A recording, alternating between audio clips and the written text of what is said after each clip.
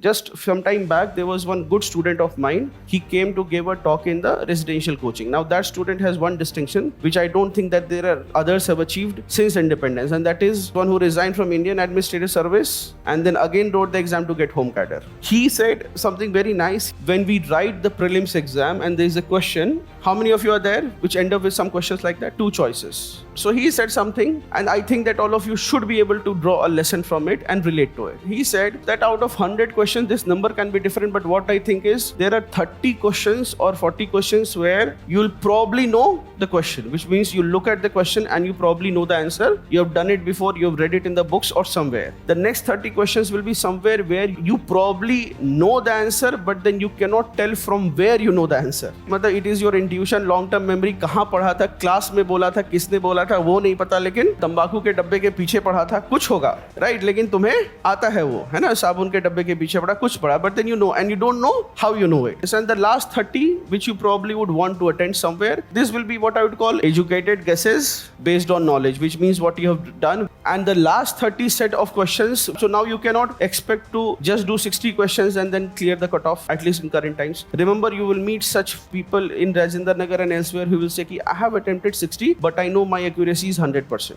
You will meet and they will scare you like anything.